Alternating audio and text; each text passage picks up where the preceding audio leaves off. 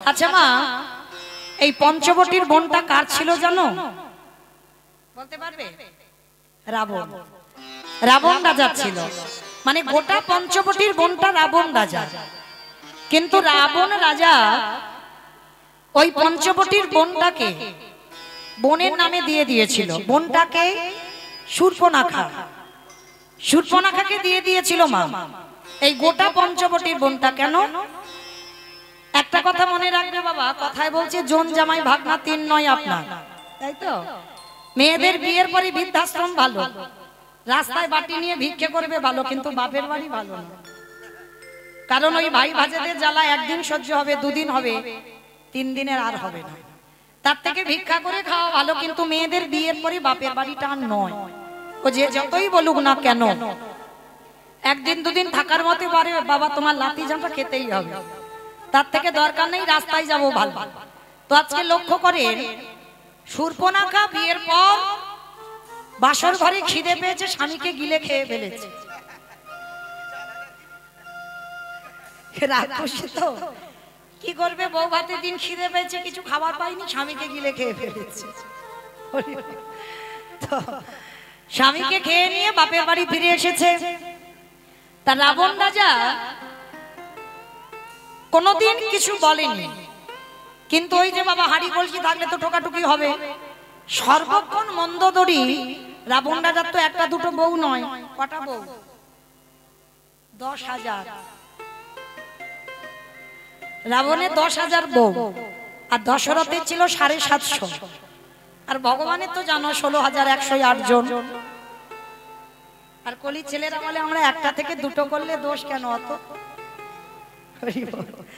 বাবা এদের পাওয়ার ছিল, ক্ষমতা ছিল, এদের নাই।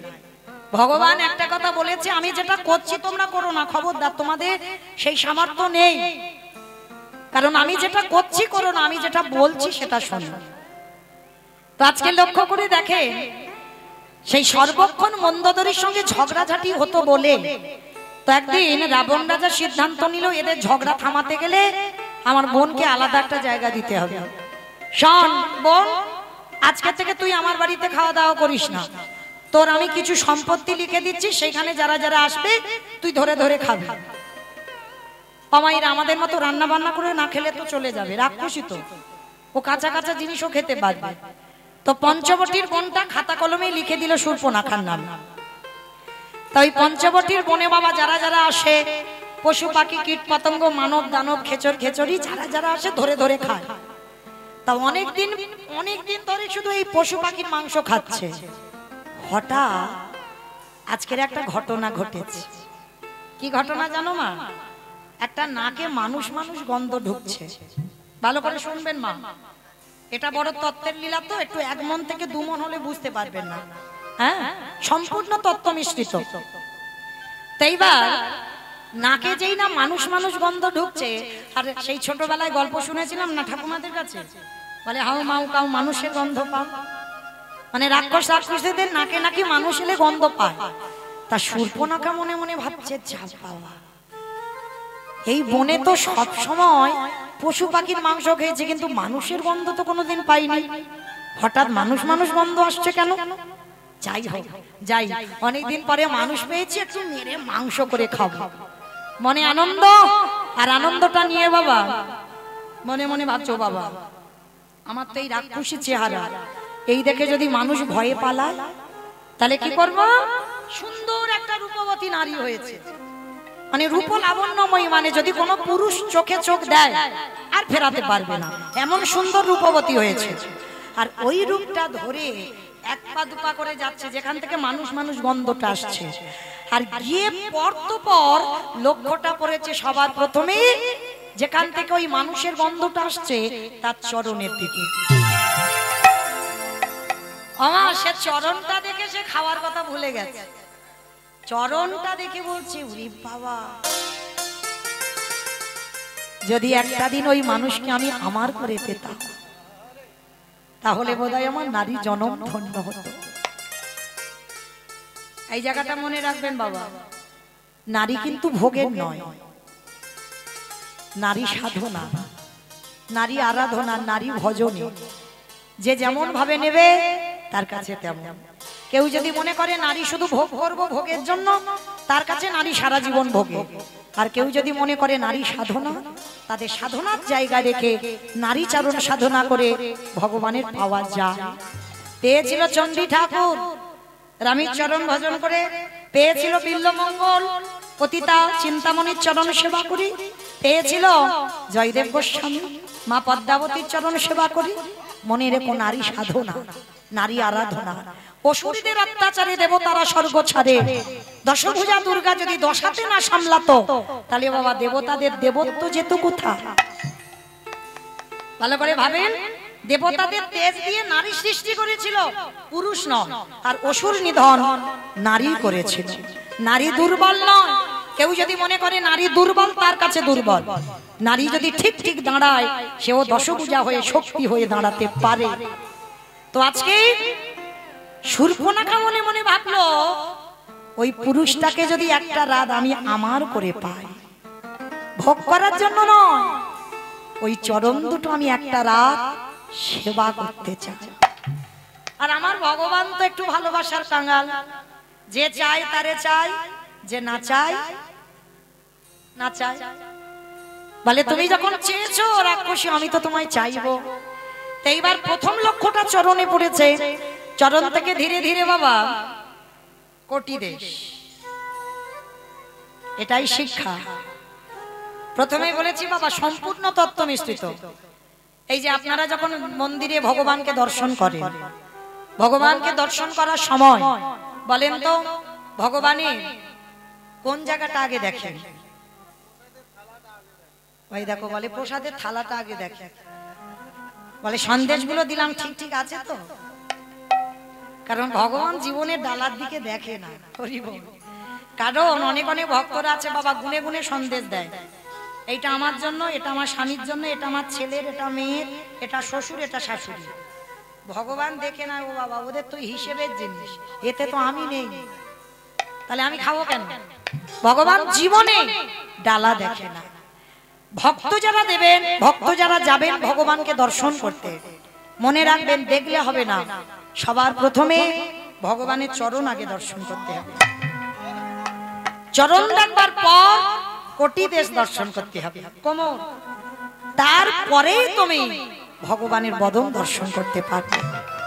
যেটা শূর্পণখা আজকে শিক্ষা দিয়েছে, দেখে চরণ, কোটি দেশ, এইবার বদন। আর বদনের দিকে তাকিয়ে আর কিচ্ছু মনে নেই, সব শূন্য হয়ে গেছে। সে যে খাবে সে ভুলে গেছে। ভগবান গিয়ে চোখের কাছে দাঁড়িয়ে বলছে, এই যে যেই না ডেকেছে, স্পর্শ করেছে, এই যে কি দেখছ মন করে? সরাসরি ভালোবাসার কথা, কোনো মোবাইল নয়, কোনো ফেসবুক নয়, কোনো হোয়াটসঅ্যাপ নয়, কোনো চিঠিও নয়, একেবারে সরাসরি রামচন্দ্রকে বলছে, এই যে আমি তোমায় ভালোবাসি, তোমায় বিয়ে করব, করবে বিয়ে? রামচন্দ্র মনে মনে ভাবছে, মেয়ে সাহস দেখেছো? মানে কোনো সখী টখীর দ্বারা খবর নয়, সরাসরি নিজে বিয়ে করবে, নিজে বলছে। তা ভগবানও তো চালাক কম নয়। ভগবান বলছে, হায় হায় হায় হায়, আমার কি দুর্ভাগ্য গো। বলে কেন? তোমার আবার কি হয়েছে? বলে কি করবো বলো, যদি তোমার সঙ্গে দুদিন আগে আমার দেখা হতো, তাহলে কি আমি জনক রাজার মেয়ে জানকীকে বিয়ে করতাম? সে কি, তোমার বিয়ে হয়ে গেছে, কি করবো বলো, তোমার মতো রূপবতী তো আগে দেখতে পাইনি, ওই জন্য জনক রাজার মেয়ে সীতাকে বিয়ে করে ফেলেছি। তা শোনো, তুমি যদি বলো আমার ভাই লক্ষণ এখন বিয়ে করেনি, তুমি আমার ভাইকে বিয়ে করতে পারো। কিরম বদমাস দেখো বাবা, তখন কিন্তু সীতার বোন উর্মিলার সঙ্গে বিয়ে হয়ে গেছে, তবু বলছে আমার ভাইকে বিয়ে করতে পারো। তা শূর্পণখা মনে মনে ভাবছে, ভালোবাসলাম ওর দাদাকে, বিয়ে করবো ওর ভাইকে, তবু রাজি হব কেন? কারণ রামচন্দ্রকে নিয়ে তো ভোগ করার ইচ্ছা নয়। ভাইকে যদি বিয়ে করি, সারা দিনের মধ্যে একবার আমি আমার ওই রূপবান পুরুষের চরণটা তো দেখতে পাবো, এতেই হবে। ঠিক আছে, তোমাকে না পেয়েছি, না পাবো, কিন্তু তোমার ভাইকে বিয়ে করব। ঠিক আছে, প্রস্তাবটা কি আমার ভাইকে দাও। কিন্তু ভাইকে যে প্রস্তাবটা দেবে কিন্তু কি ঘটনা ঘটবে ওটা ভাইয়ে ভাইয়ে আলোচনা হয়ে গেছে। শূর্পণখা গিয়ে বলছে এই যে লক্ষণের কাছে বলছে আমি তোমায় ভালোবাসি, তোমার দাদা বলল আমি তোমায় বিয়ে করতে চাই। তা লক্ষণ বলছে বিয়ে যে করবে এই জঙ্গলে সিঁদুর পাবে কোথা থেকে? রাক্ষসী তো বলছে চোখ বন্ধ করো। লক্ষণ চোখটা বন্ধ করেছে, একটা হাত এমন বের করেছে মন্দোদরীর ঘর থেকে সিঁদুর চলে এসেছে। রাক্ষসী তো, তা যেই না সিঁদুর কোটোটা দিয়েছে, এইবার লক্ষণ সিঁদুরটা পরাতে যাবে, শূর্পণখা রমণীকে বলছে এই যে তুমি চোখটা বন্ধ করো। ও মা, তা সিঁদুর মাথায় দেবে, তা চোখ বন্ধ করবো কেন? বলে আরে সিঁদুরটা পরাবার সময় দেখতে নেই, বন্ধ করো। আমার স্মরণ করো একবার সেই দিনের কথা, যেদিন ওই পিড়েতে করে চাগিয়ে এনেছিল, আর সামনে একটা কি যেন পাতা মতো ছিল না, বিছুটি পাতা। বিছুটি পাতা নাকি দেখেছো? মানে ও বোধহয় বিয়ে থা করেই। হ্যাঁ, সামনে কি পাতা ছিল? পান পাতা ছিল, আর পানের পাতাটা সরিয়ে যখন স্বামীর চোখে চোখ দেয় কি বলে জানো? শুভ দৃষ্টি। বাহ, শুভ দৃষ্টি। আর এই ঘটনাগুলো ঘটে গেল। তারপরে যখন ওই সিঁদুর দানের সময় পিছন থেকে একটা কাপড় এনে ঘোমটা দেয় না, দেয় তো, যেটা আমরা কি বলি লজ্জা বস্ত্রের কাপড়, তাই তো? তো আজকে রাক্ষসী লজ্জা বস্ত্রের কাপড় কোথায় পাবে? লক্ষণ বলছে চোখ বন্ধ করো। এটা আমাদের আপনাদের নিয়ম নয়, সেই লক্ষণ ত্রেতা যুগ থেকে হয়ে আসছে। তো চোখ দুটো বন্ধ করেছে রাক্ষসী, জানে না তো কি ঘটবে, জানে লক্ষণ সিঁদুর পরাবে। তার চোখটা যেই বন্ধ করেছে প্রথমে নাকটাকে ধরেছে। হ্যাঁ গো, তা সিঁদুর পরাবে নাকটা ধরছো কেন? বলে নাকটা ধরছি আমি যে সিঁদুরটা পরাবো ব্যালেন্স পাচ্ছি না। নাকটাকে আগে ধরেছে, তারপরে বাবা কানটা ধরেছে।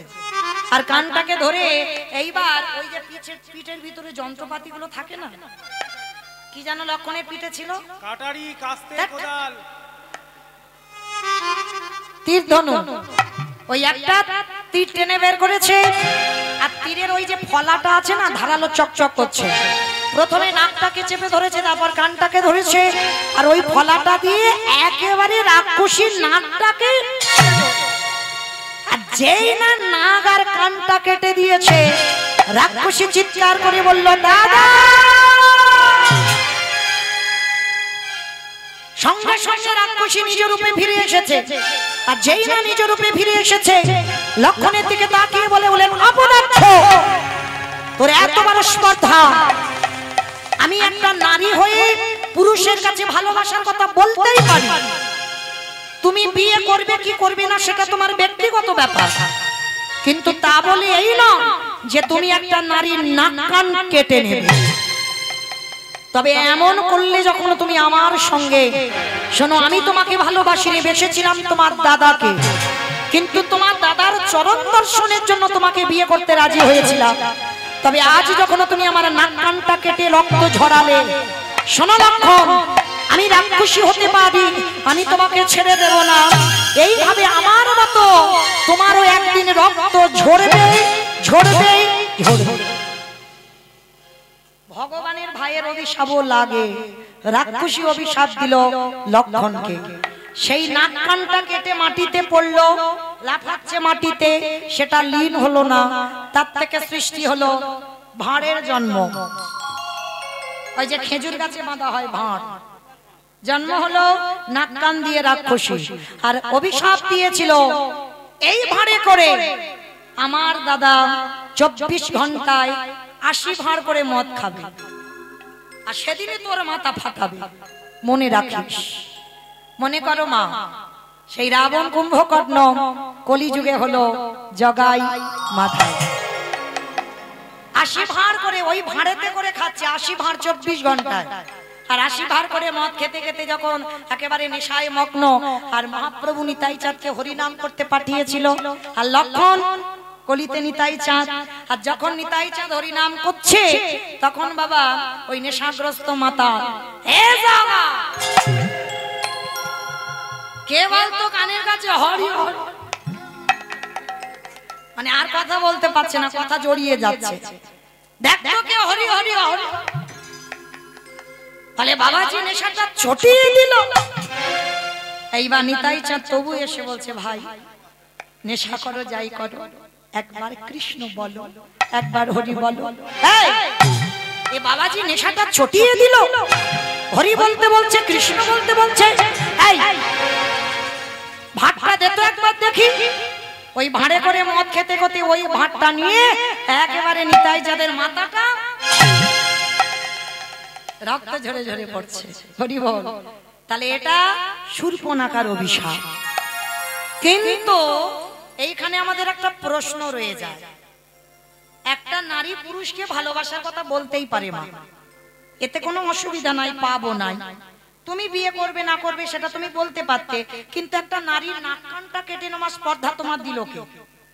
এটা অপরাধ হয়নি কি ভগবান? নিশ্চয়ই হয়েছে। আপনারা আমরা বলবো নিশ্চয়ই তো হয়েছে, কিন্তু বলছে হয়নি কেন? প্রথমেই বলেছি বাবা লীলাতে এসেই, কর্মফল কাউরে ছাড়ি না। এমনি এমনি কি নাক কানটা কাটলো? অনেক কারণ আছে। যেমন গান্ধারীর 100 ছেলে মরেছিল অনেক কারণের জন্য, তবে মরেছে। আজকে শূর্পণখার নাকটা কাটলো অনেক কারণের জন্য, তবে কেটেছে। তাহলে একটা কারণ বলি, যেটা ভালো কারণ আগে বলি, তারপর খারাপটা বলবো। ভালোটা আগে বলে নি। ভগবান বলছে যে আমারে চাই তারই আমি চাই, যে আমারে না চাই তারই আমি না চাই। তার রাক্ষসী হলেও ও তো আমার চরণ দুটো দেখে আমার চেয়েছে। কিন্তু রামচন্দ্র হচ্ছে মর্যাদা পুরুষোত্তম, মর্যাদা পুরুষোত্তম। তার মানে সীতা যখন ছিল না, রামচন্দ্র যদি মনে করত যে যার বাবা 750 বিয়ে করেছে, তাহলে রামচন্দ্র মনে করলে পারত না বাবা সীতা হারিয়ে আর একটা বিয়ে করে যজ্ঞ করতে? নিশ্চয় পারত, কিন্তু করল না। কেন? তিনি মর্যাদা পুরুষোত্তম ভগবান, কথার খিলাফ হবে না। রাম অবতারে তার একটাই সহধর্মিনী, যার জন্য সোনার সীতা তৈরি করে যজ্ঞে বসেছিল, কিন্তু দ্বিতীয়বার বিয়ে করেনি। তার মর্যাদাটা ছিল এমনই। তো সেই রঘুপতি রামচন্দ্র তো আজকে শূর্পণখা রাক্ষসী হলেও চরণটা দেখে তো বলেছিল, ওই পুরুষটাকে যদি একটা রাত আমি আমার করে পেতাম। অন্তর দিয়ে বলেছিল বাবা, কোনো ছেলে খেলা নয়, অন্তর দিয়ে হৃদয় দিয়ে বলেছিল একটা রাত যেন ওই পুরুষটাকে আমি পাই। ভগবান বলেছিল তথাস্তু। আমি রাম এ যুগে পারবো না, এ দেহে পারবো না, এর পরের জন্মে আমি তোমাকে আমার করে নেব। তবে একটা দিন নয়, একটা রাত নয়, আমি 12 বছর তোমার কাছে বন্দী থাকবো। মানে এক যুগ, ভাবতে পারছো? একটা রাতের জন্য ভক্ত চাইলো, ভগবান 12 বছর, এক যুগ হয়ে গেল ভক্তের। সেই শূর্পণখা পরের জন্মে হয়েছিল কুব্জা। কুব্জা যারা গ্রন্থ পড়বেন দেখবেন, পরের জন্মে কুব্জা হয়েছে। কিন্তু নাক কানটা কাটলো কেন? তার একটাই কারণ। এখানে বাবা আমরা এই ডায়মন্ড হারবার এলাকার মানুষ আমরা জানি, গ্রহণ যখন লাগে, সূর্যগ্রহণ বলো চন্দ্রগ্রহণ, আমরা যখন জানতে পারি, তখন হাড়িতে যদি অন্ন থাকে, অন্ন সেবা করি, ফেলে দেয়। জলের কলসিতে যদি জল থাকে, ফেলে দেয়। আলমারিতে যদি টাকা থাকে, ওটাও ফেলে দেয়। ওটাই গ্রহণ লাগে না। হ্যাঁ বেশ, গ্রহণ কোথাও লাগবে না, অন্ন ফেলতে হবে না, জল ফেলতে হবে না, কিছু ফেলতে হবে না। গ্রহণের আগেই যদি একটা তুলসী পত্র নিয়ে দিয়ে দাও, তাহলে কোথাও তো গ্রহণ লাগবে না। তাহলে আচ্ছা বাবা, হঠাৎ করে গ্রহণের খবরটা এলো কেন? এটাই তত্ত্ব, তলিয়ে ভাবতে হবে। এই গ্রহণের কথা বললাম একটাই কারণ, নাক কানটা কেটে রামচন্দ্র দুটো জায়গায় তুলসী দিয়ে দিল। কেন? কারোর যেন নজর আর না পড়ে। কি গো, ও তো চেয়েছিল আমাকে, আমি হতে পারবো না রাম অবতারে, তার জন্য নাকটা কেটে নেব, কান কেটে নেব। কারণ ও পরবর্তী দিনে যদি কোনো পুরুষের দিকে তাকায়, সে দেখেই বলবে ও বাবা, ও তো নাক নেই কান নেই, আর ওকে বিয়ে করা যাবে না। ভগবান নাক কানটা নিয়ে সারা জীবন ভগবান বুকিং করে আমার করে রেখে দিয়ে, ও যেন জীবনে কারণ না হয়। রাম অবতারে আমি ওকে গ্রহণ করতে পারবো না, কিন্তু ও যেন আর কারণ না হয়, আর কেউ যেন ওই নারীকে আর গ্রহণ না করে, তার জন্য নাক কানটা কেটে নিল। এটা কারণ, এটা ভালো কারণ। আর খারাপ কারণটা কি? এই শূর্পণখা নাম্নী নামে এক অপ্সরা ছিল। নাম্নী নামে এক অপ্সরা। এই অপ্সরা শোনেন বাবা, এই অপ্সরা কি করেছিল, একদিন দুর্বাসা মুনি গিয়েছিল ইন্দ্রের নৃত্য সভায়। তা যখন গিয়েছিল নাম্নী অপ্সরা নৃত্য করত, খুব রূপবতী। আর যারা নর্তকী হয় তাদের গায়ে কত সুবাস। আর যারা যোগী পুরুষ সাধন ভজন করে, জটা ভালো পোশাক নয়, হ্যাঁ, স্নান টান ঠিক হয় না, মানে কেমন মতো দেখতে, দুর্গন্ধ, অনেকদিন স্নান হয় না, জটা থাকে। তো নাম্নী অপ্সরা যেই না দুর্বাসা এসেছে না, কি গন্ধ বার হচ্ছে গো, লোকটার গায়ে থেকে নাকটা চেপে ধরেছে। দুর্বাসা যেমন তেমন ব্যক্তি নয়, অনুস্বার সন্তান, ব্রহ্মা বিষ্ণু মহেশ্বর সন্তান রূপে অনুস্বার গর্ভে এসেছে, দ্বিতীয় কলেবর হয়ে, তাই না? আজকে সেই দুর্বাসা তিনি হচ্ছেন পরম বৈষ্ণব বাবা ভোলানাথ। ভোলানাথের একটা অংশ সতী অনুস্বার সন্তান হয়ে এসেছে। এইবার যেই না নাকটা চেপে ধরেছে, নাম্নী অপ্সরা দুর্বাসা রেগে গেছে। অপদার্থ, তুই জানিস আমি দুর্বাসার নাম নিয়েছি কেন? আমি দুর্বাগ হাসকে আমি প্রাণ ধারণ করি, আর তুই কিনা আমাকে দেখে নাক চেপে ধরলি। কথাগুলো বলছে, তা সাধুর বাক্য শুনবে না বলে নাম্নী অপ্সরা কানে আঙুল দিয়েছে। শুনবো না, কি ভুল ভাল বলে যাচ্ছে, আমি শুনবো ওই বাবাজির কথা, কানে আঙুল দিয়েছে। দুর্বাসা রেগে গিয়ে বললেন, পাপিষ্ঠা নারী, তুই আমার সামনে দাঁড়িয়ে তোর এমন আচরণ, তুই নাক ধরলি আমাকে দেখে, আমি তোকে অভিশাপ দিলাম, যেমন আমাকে দেখে নাক ধরলি কান ধরলি, আমি তোকে অভিশাপ দিলাম, কোনো না কোনো জন্মে এই নাক কান তোর ছেদন হবে হবে হবে। এটা খারাপের কারণ। তাহলে বাবা সেই ভগবান আমার করে নিল রামচন্দ্র হয়ে, লক্ষণের দ্বারা, নিজে অন্যায় করেনি, লক্ষণের দ্বারা নাক কানটা কেটে আমার করে নিল। পরের জন্মে কুবজা হলো, কুবজার ঘরে একটা দিন চাইলো বলে 12 বছর কাটালো। সেই কুবজা ভগবানের চরণ সেবা করতে করতে বলেছিল, প্রভু 12 বছর তোমার সেবা করলাম, কিন্তু আমার একটা আশা রয়ে গেল। কি আশা? তোমার যত লীলা বৃন্দাবনে যা যা করেছো, আমার তো কিছু জানা হলো না। আমার খুব ইচ্ছা ছিল তোমার মুখ থেকে তোমার বৃন্দাবনের লীলা কিছু শুনবো। তখন ভগবান হেসে বলেছিল, কুবজা এখন আমি বলতে পারবো না, তবে আমি বলবো, তোমাকে শোনাবো। কবে? আগত কলিযুগে, যেদিন আমি কৃষ্ণ নয়, যেদিন আমি ওই কলিযুগে গৌরী অবতারে যাব, আর 24 বছর বয়সে সন্ন্যাস নেব, 48 বছর বয়সে দেহ সম্বরণ করব, কিন্তু আমার অন্তিম লীলা হবে জগন্নাথ লীলা। তার সচিমা নবদ্বীপের মাটিতে দাঁড়িয়ে নিমাই সচিমাকে নাম দেয়নি কেন? সচিমা একটা অপরাধ করে ফেলেছিল। কি অপরাধ? না বৈষ্ণব চরণে অপরাধ। আর সে করত কর বাবা, যেমন তেমন বৈষ্ণবের কাছে করেনি। কোন বৈষ্ণবের কাছে করেছিল জানো? যিনি হলেন অদ্বৈত আচার্য গোসাই। এই অদ্বৈত আচার্য, যার ছোটবেলার নাম ছিল কমলাক্ষ, সে তো যেমন তেমন বৈষ্ণব নয়। আমার অদ্বৈত আচার্য কে গো? শিব, বাহ, শিব ঠাকুর। তো জানো একটা কাহিনী মনে পড়ে গেল, একটু ছোট করে বলি। এই কমলাক্ষ জন্মাবার পর যখন একটু একটু হাঁটতে শিখেছে, মা কমলাক্ষ মায়ের হাতটা ধরে, নাভা দেবীর হাতটা ধরে গেছে কোথায়? নবদ্বীপে। আর নবদ্বীপে যখন বেড়াতে গেছে বাবা, গিয়ে বাবা একটা কালী মন্দির, কালী মন্দির দর্শন করেছে। আর কালী মন্দিরটা দর্শন করে মা সচিমা প্রণাম করেছে, আর কমলাক্ষকে বলছে, কমলাক্ষ বাবা মায়ের মন্দির একবার প্রণাম কর, সাষ্টাঙ্গে একবার প্রণাম কর। কমলাক্ষ বলছে, ও মামা আমি প্রণাম করব না, কারণ আমি যদি প্রণাম করি এক্ষুনি মূর্তিটা মাঝখান থেকে দ্বিখণ্ডিত হয়ে যাবে। তাই এইটুকু দুধের ছেলে, ও নাকি প্রণাম করলে মূর্তি নাকি ভেঙে যাবে, তাই প্রণাম কর। ও মা আমার কথা বিশ্বাস করছো না? আমি কিন্তু সত্যি বলছি, আমি প্রণাম করলে মূর্তিটা কিন্তু ভেঙে যাবে। তা যার মন্দির সে এসে বলছে, কমলাক্ষ তুই কি নিজেকে বড় পণ্ডিত মনে করিস নাকি?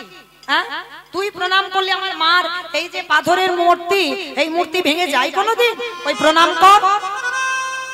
কমলাক্ষ বলছে ঠিক আছে আমি প্রণাম করতে বলছো করব, কিন্তু ভেঙে গেলে যেন আমায় মারধর করো না, আমায় বকবে না, কই প্রণাম করে দেখা।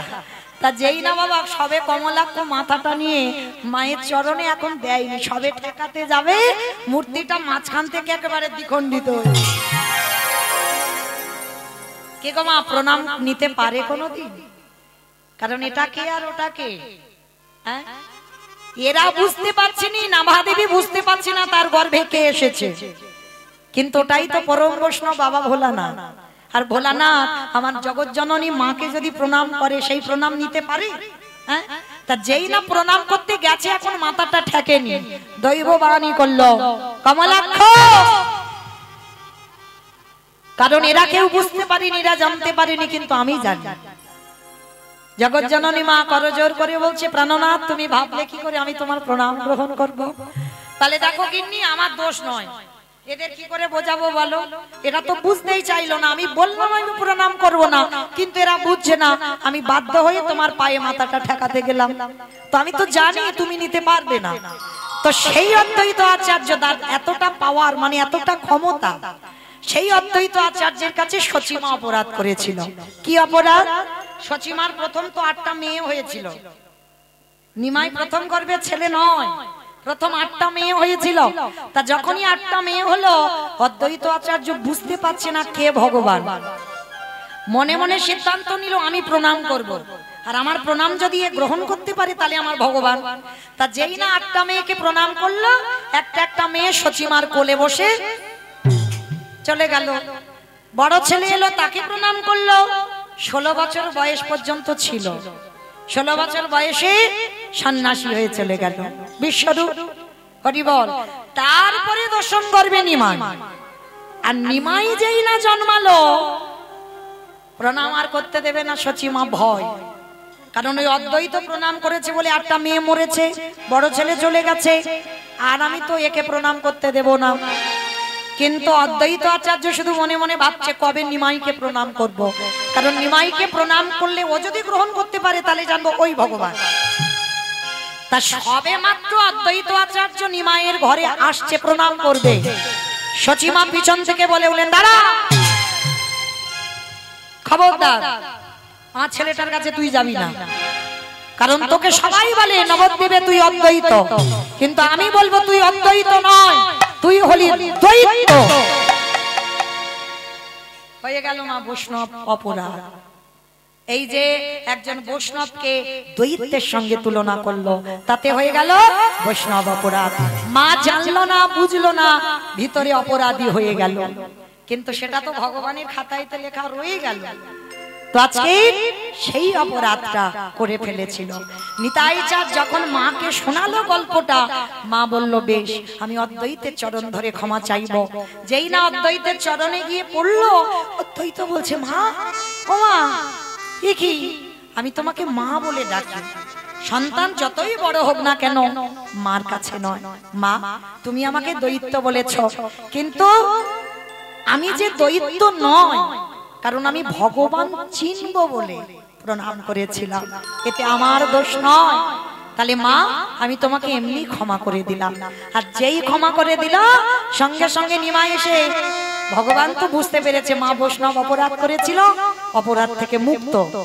এইবার মার কাছে এসে বলছে মা আর দেরি নয়, কই তোলো দেখি একবার আমার সঙ্গে হাত দুটো, সবাই দেখি একবার সন্ধ্যাবেলায় তোলেন একবার, প্রত্যেকে তুলুধ্বনি বলি হরে কৃষ্ণ হরে কৃষ্ণ কৃষ্ণ কৃষ্ণ হরে হরে, বলে হরে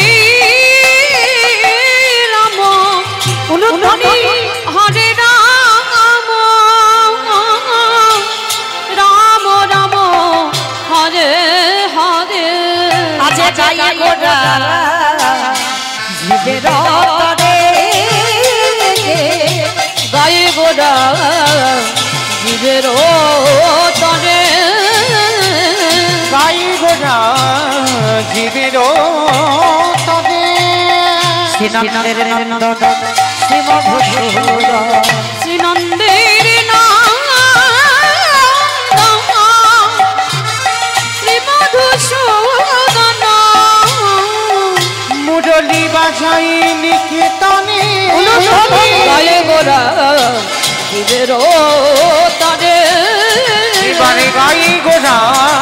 জীবের তারে কেহ বলে পুরবেতি রাবণ বধিলা, কেহ বলে পুনবেতি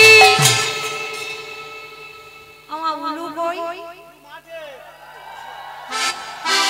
কেহ বলে পুরবেতি রাবণ বধিলা, কেহ বলে পুনবেতি আমার গোদারি গোদা গোদা গোদা গোদারি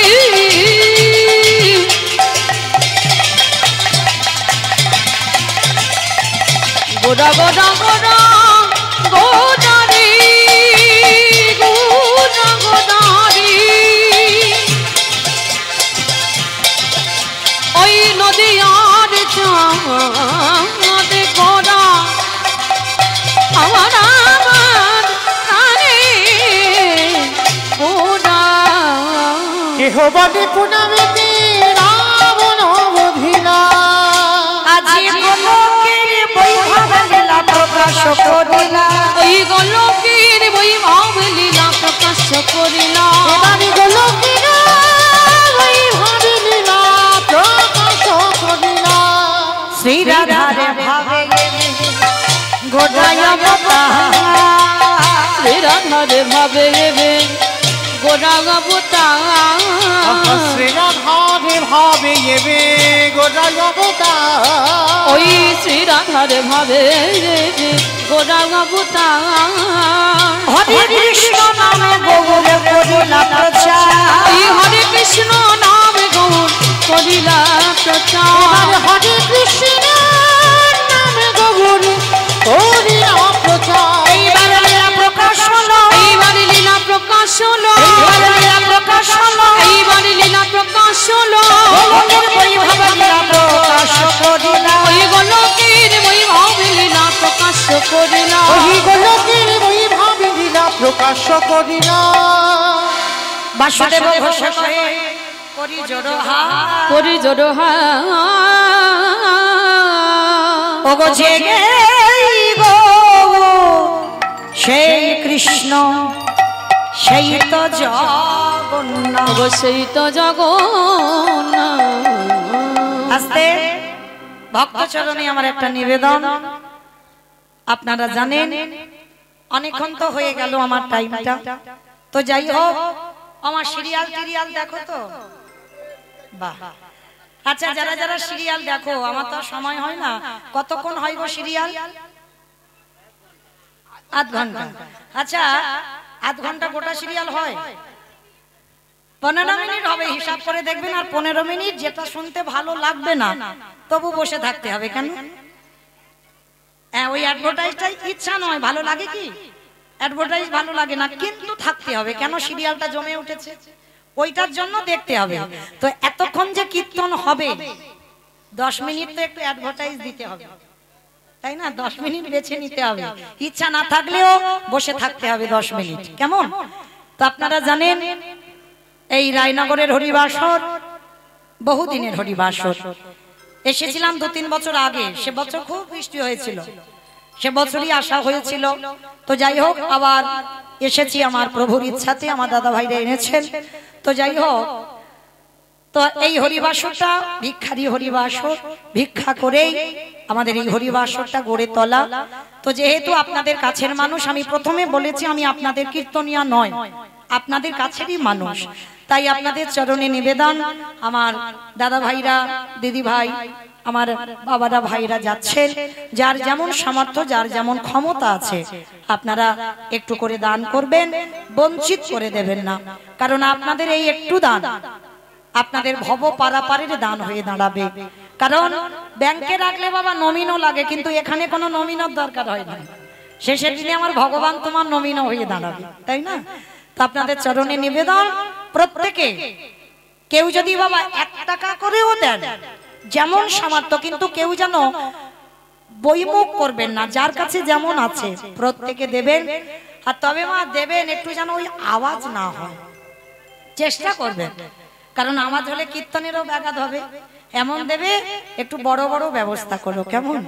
আর একটা কথা, এতজন ভক্তের মধ্যে বাবা কেউ যদি পারেন কারণ যেহেতু এখানে আমি আপনাদের বাসিন্দা, যেহেতু কীর্তনিয়া নয়, আপনাদের কাছে আমি আজকের এসে একটু ভিক্ষার আঁচল পাতলাম, তবে আমার কাছে এসে বেশি একটু দিতে হবে। যদি কেউ আমার রাধারানীকে ভালোবাসেন, যদি পারেন 500, এর কম কিন্তু নয়। আমার কাছে আসতে গেলে একটু বেশি হবে, কারণ এই যে ভাইয়েরা ইউটিউব করছে না, ওরা দুদিন পরে তো ছাড়বে, দুদিন পরে দেখবে রায়নগরে আমি কীর্তন গাইছি, তো ওরা তো ছাড়বেই। তো যাই হোক, সবসময় দেখে বেশ। তো যাই হোক, আমার এই ভাইরা সব আছে, প্রত্যেকে ওরা ছাড়বে। তো তখন যারা আমার কাছে অন্তত 500 টাকা গোবিন্দ সেবার জন্য, আমার জন্য নয়, আমার গোবিন্দ সেবার জন্য, রাধারানীর সেবার জন্য যদি একজন ভক্ত থাকেন, তো অন্তত আমার ভিক্ষার আঁচলে একটু 500 টাকা দিয়ে যাবে। তো মায়েরা, এখন অনেক টাকার ব্যাপার, তো একটু ভাবতে দিলাম, 7:30 পর্যন্ত আমি আছি, কেমন একটু ভাবো।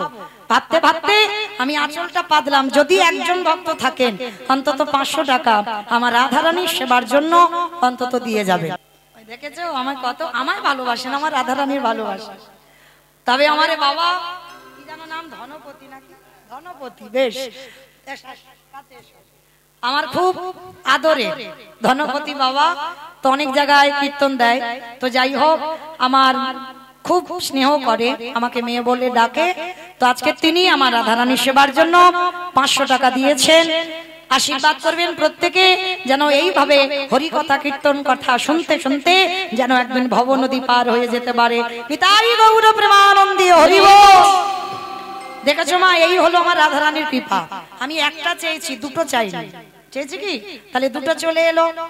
এবার যদি একজন ভক্ত কেউ পারে, মানে এই যে ছাড় দুটো এলো, এবার একসঙ্গে কেউ যদি পারেন 1000 টাকা দিলে আর বলবো না, মা কালীর দিব্যি বলছি, 1000 টাকা দিলে আর বলবো না, এবারটা শেষ।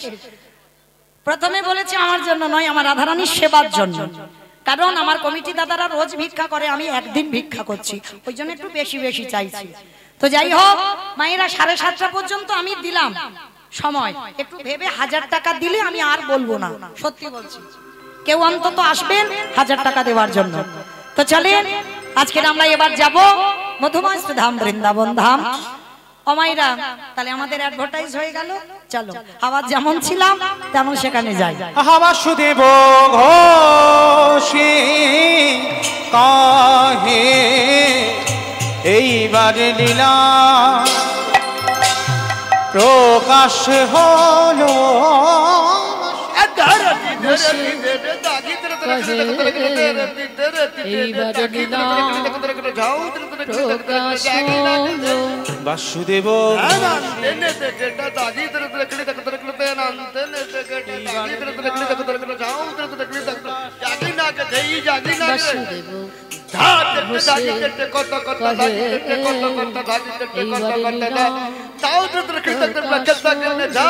বাসুদেব ঘোষে কহে এইবার লীলা প্রকাশ হলো। নিতাই গৌর প্রেমানন্দে হরি বল, হরি বল, হরি বল। বাসুদেব ঘোষে কহে এইবার লীলার প্রকাশ হলো। বাসুদেব ঘোষে কহে এইবার লীলার প্রকাশ হলো রে। ওগো বাসুদেব ঘোষে কহে। যারা ধীরে চলুন, এবার আমরা সবাই চলে যাব বৃন্দাবন। তো মাইরা, একবার সবাই দেখি বলেন তো, গৌর সুন্দর কি ধ্বনিটা হলো কি? এটাও জয়, এটা জয় নয়, একটু প্রেম সে জয় দাও। এত জোরে জয় দেবে, কত দূর শোনা যাবে? নদী পেরিয়ে কুমড়োহাটি, বৃন্দাবন। বাহ, মানে মনে স্পিড আছে, জোর আছে, যাবে। আচ্ছা বেশ, কই দেখি আমার নিতাই চাঁদ গৌরচাঁদের মতো সবাই হাতটা তোলো তো দেখি। সবাই আমার দাদা ভাই দিদি ভাইরা যারা চেয়ারে বসেছেন, সবাই প্রত্যেকে চরণ ধরে নিবেদন, একসঙ্গে প্রত্যেকে বলবো। ও মা, পিছনটা ধসে গেল কেন?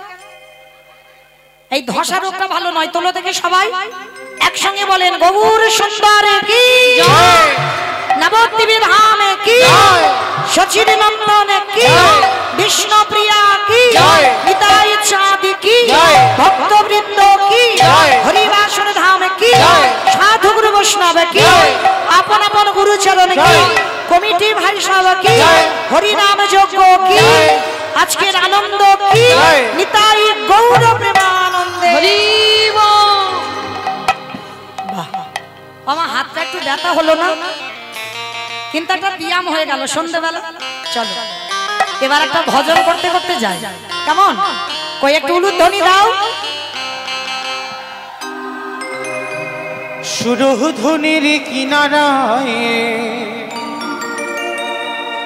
সোনার নুপুর দিয়া পায়ে নাচে নাগরি গো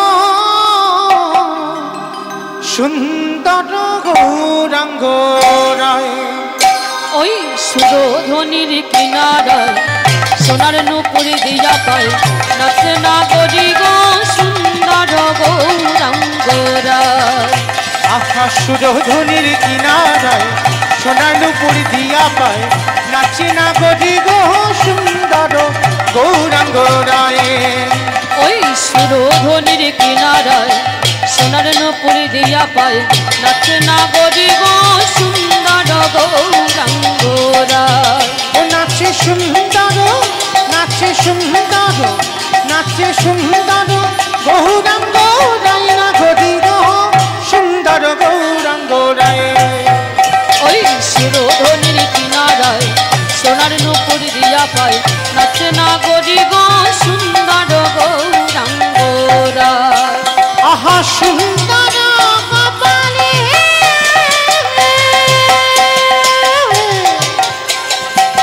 সুন্দর তিলক সুন্দর কপালে। আস্তে মামা, আমি আর আমার সম্প্রদায় যাচ্ছি, আর কেউ যাচ্ছে না? যাচ্ছ? বাহ, তো যারা যারা যাচ্ছে কই হাত দুটো বার তোলো। আর একবার মা কালী দিব্যি, আর বলবো না, এইবারটা শেষ। সবাই দেখি একবার হাত তুলে একসঙ্গে তালে তালে করো, তালি কেমন? আহা সুন্দর কপালে সুন্দর তিলক সুন্দর কপালে সুন্দর তিলক আহা সুন্দর খান আহা সুন্দর খান নামাবলি গায় নাগরি গো সুন্দর গৌরাঙ্গ রায়। ওই সুরধনির কিনারায় সোনার নুপুর দিয়া পায় নাচে নাগরি গো সুন্দর নিতাই গৌরাঙ্গ গৌর হরি বল, হরি বল। রাধে রাধে রাধে জয় জয় শ্রী রাধে রাধে রাধে রাধে রাধে জয় জয় শ্রী রাধে। ও রাধে রাধে রাধে রাধে জয় জয় শ্রী রাধে। বিশ্বভান দোলালি রাধে রাধে বিশ্বভান বলছো কিরকম লাগছে বলো? ঠিক কিরকম যেন এলোমেলো হয়ে যাচ্ছে। তোলো দেখি হাত সবাই, কারণ সকাল থেকে যারা আমরা কৃষ্ণ বলেছি জানা হয়েছে এই রাধা শব্দটা এমন, যদি বলো তোমার কোটি কোটি জন্মের যত পাপ বিনাশ হবে।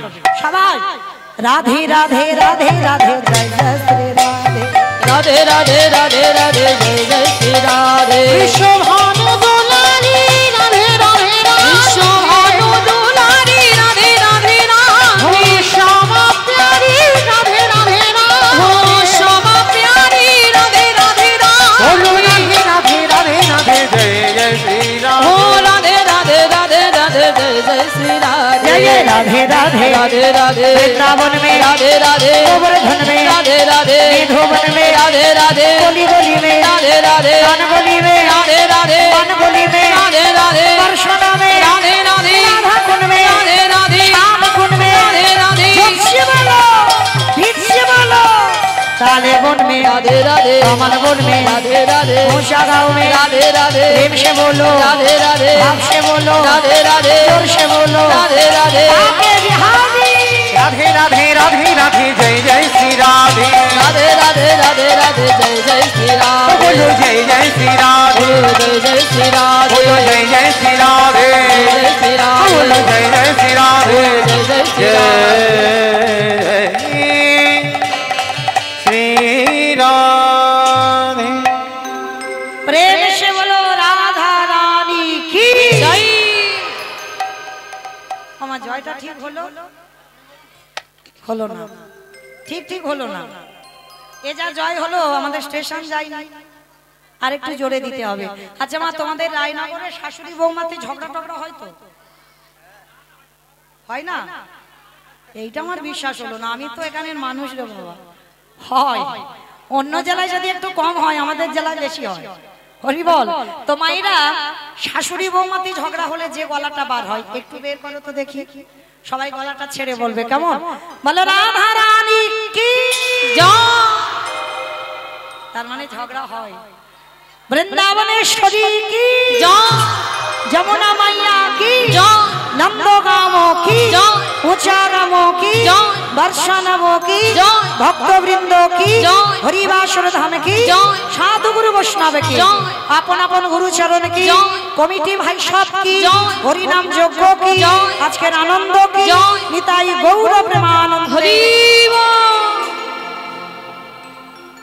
তবে চলেন আজকের আমরা সবাই, আমার ইচ্ছা নয়, আমার এক ভক্ত একটু অনুরোধ করেছে, তো তার ইচ্ছাতেই ইচ্ছাই হোক, লীলা সাধন হবে, ভক্ত সবরই উদ্ধার। তো বাবা, লীলাপালা তো সবার জানা, ভগবান তো নতুন করে আর কিছু করেনি, তো শাস্ত্র কথা দিয়ে একটা লীলা দাঁড় করাতে হয়। আর এই ঘটনা তো আপনারা জানেন, শুনতে গেলে আমাদের ত্রেতা যুগ যেতে হবে, রঘুপতি রামচন্দ্রের ঘটনা।